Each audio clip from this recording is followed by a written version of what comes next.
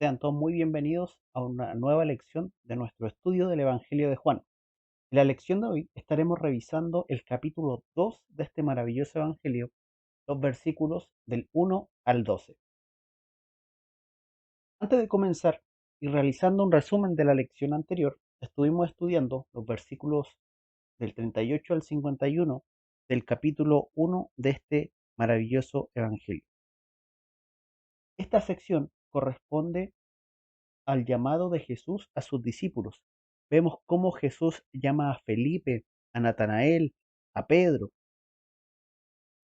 y vemos la forma particular que tiene Jesús de realizar este llamado.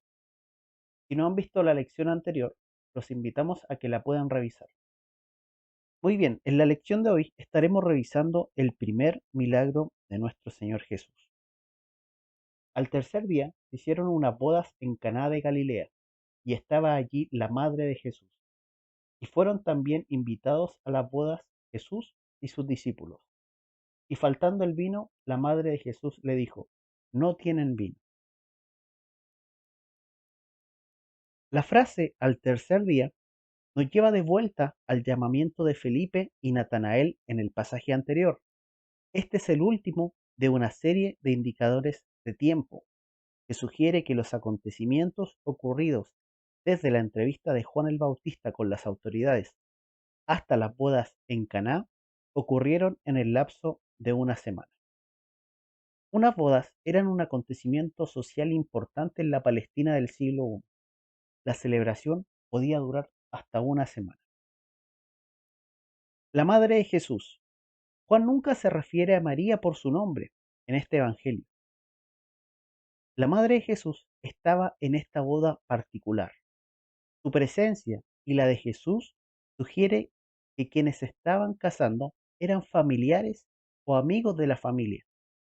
Eso explicaría por qué María parece ser más que una simple invitada, pues al parecer tenía algo de responsabilidad en ayudar a la familia del novio en la celebración.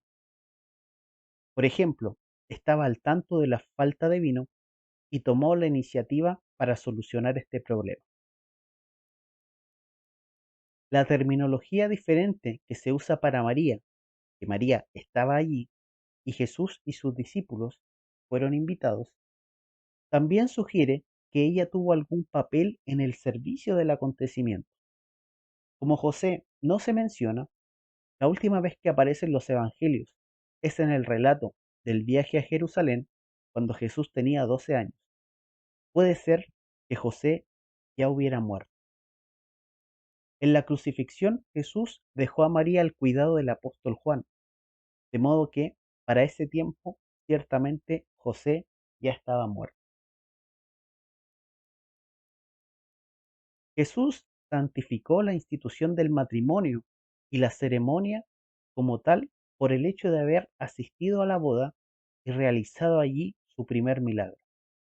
El matrimonio es la unión sagrada de un hombre y una mujer, el momento a partir del cual se hacen uno a la vista de Dios. La ceremonia es un elemento esencial de esa unión porque en ella la pareja hace públicos los votos de permanecer fieles el uno al otro.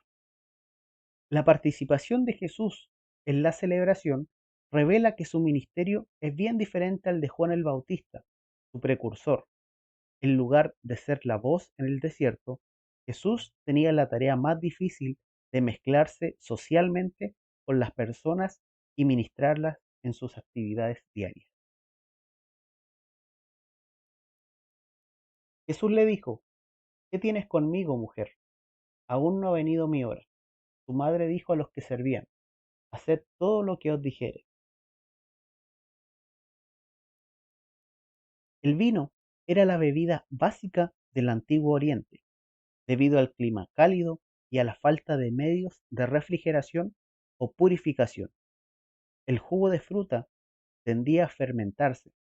El resultado era una bebida alcohólica con capacidad de causar embriaguez. Para ayudar a reducir este estado, solía diluirse con agua entre un tercio y un décimo de la fuerza del vino. Aunque la Biblia no prohíbe beber vino, sí condena fuertemente la embriaguez.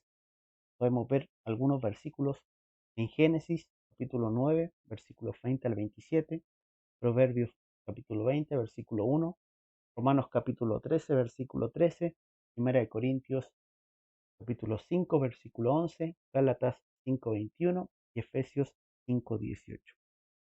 En la celebración de las bodas era una crisis grande cuando el vino faltaba, porque las reservas eran insuficientes. Como ya indicamos, al parecer María estaba ayudando a supervisar el abastecimiento de la celebración. Consciente del serio problema que había surgido, le dijo a Jesús con ansiedad: "No tienen vino". Si María ya era viuda, habría aprendido a depender de su hijo mayor. No es claro si ella esperaba que Jesús realizara un milagro, pues hasta ahora él no había hecho ninguno. Aun así, María sabía mejor que nadie quién era Jesús. Ella era plenamente consciente de su nacimiento virginal milagroso y de las cosas sorprendentes que el ángel Gabriel había dicho de él, así como los pastores, Simeón y Ana. María había ponderado estas cosas en su corazón con el paso de los años. Ella había experimentado la vida perfecta y sin pecado de Cristo, en tanto que él crecía en sabiduría y en estatura y en gracia para con Dios y los hombres. La respuesta abrupta y asombrosa de Jesús indicaba un cambio importante en su relación. ¿Qué tienes conmigo, mujer? Mujer era una forma decente, pero no íntima, de dirigirse a ella, semejante a la palabra en español señora. La declaración, junto con la manera en que Jesús se dirige a María tan formalmente, mujer, en lugar de madre, le dejaba saber formalmente a ella que su relación común ya no sería lo que había sido mientras él crecía en Nazaret. Su ministerio público ya había comenzado y las relaciones terrenales no determinarían sus acciones. María ya no se relacionaría con él como su hijo, sino como su Mesías, el Hijo de Dios y su Salvador. La frase "aún no ha venido mi hora" se refiere a la muerte y glorificación de Jesús. Esto apoya la posibilidad de que María le estuviera diciendo que se rebelara, pues ya había alcanzado él toda la madurez de un hombre adulto. Jesús dejó claro que él actuaría de acuerdo con los tiempos de Dios, decretados antes de la fundación del mundo, no con los tiempos de ella o de cualquier otra persona. No era el tiempo señalado para que se revelara toda la gloria mesiánica de Jesús. Aun así, el milagro que él realizaría haría inconfundible su poder divino. Y estaban allí 6 tinajas de piedra para agua, conforme al rito de purificación de los judíos, en cada una de las cuales cabían 2 o 3 cántaros. Jesús les dijo: "Llenad estas tinajas de agua", y se llenaron hasta arriba. Entonces les dijo: "Sacad ahora y llevadlo al maestresala", y se lo llevaron. Cuando el maestresala probó el agua hecha vino, sin saber él de dónde era, aunque lo sabían los sirvientes que habían sacado el agua, llamó al esposo y le dijo: "Todo hombre sirve primero el buen vino, y cuando ya han bebido mucho, entonces el inferior. Mas tú has reservado el buen vino hasta ahora". Este principio de señales hizo Jesús en Caná de Galilea, y manifestó su gloria, y sus discípulos creyeron en él.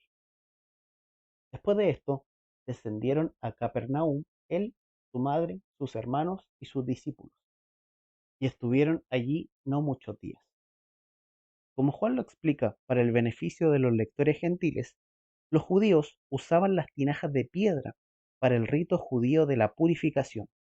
Lavamientos ceremoniales constituían una parte integral del judaísmo del primer siglo.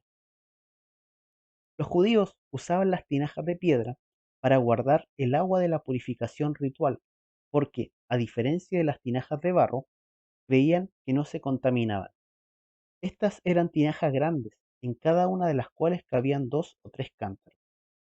La fe y confianza de María en su hijo no estaba mal depositada, como ella lo había previsto. Él le respondió ordenándole a los sirvientes que llenaran estas tinajas de agua. En respuesta, los que servían las llenaron hasta arriba. Tan gran cantidad de vino, entre 450 y 680 litros, era más que suficiente para el resto de la celebración. No solo salvó Jesús a la novia y el novio de una situación embarazosa, además le dejó una buena provisión de vino y un generoso regalo de bodas. Después de haber llenado las vasijas, Jesús instruyó a los siervos a sacar un poco y llevar el vino creado instantáneamente al maestresala. El maestresala probablemente era el siervo principal elegido para presidir el banquete. Para asegurarse de que la comida y la bebida eran aceptables, el encargado lo probaba antes de servirla a los invitados. Por lo tanto, después de que los siervos le llevaron la muestra, él probó el agua hecha vino, sin saber él de dónde había salido, aunque lo sabían los sirvientes que habían sacado el agua. El maestresala quedó atónito por la alta calidad de esta nueva tanda de vino.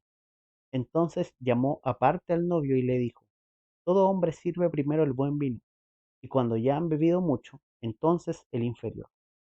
Era común servir primero el buen vino y dejar el inferior para después, cuando ya habían bebido mucho. Cuando ya habían bebido mucho, quiere decir literalmente embriagarse. Parecía que el novio había reservado el buen vino hasta el final.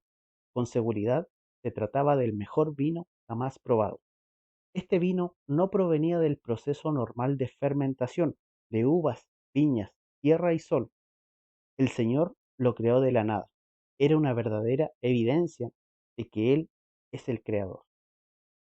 El resultado de este principio de señales de Jesús fue doble. Primero, manifestó su gloria.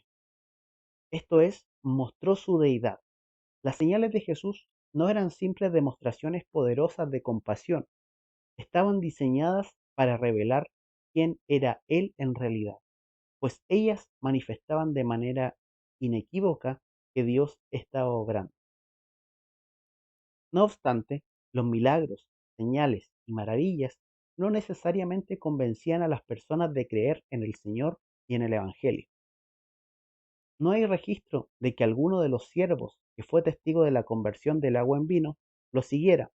Sorprende que Jesús, al parecer, salió de Caná solo con los discípulos que habían ido con él, a pesar de haber realizado un milagro como no se había visto desde cuando Dios creó la harina y el aceite en tiempos de Elías y Eliseo.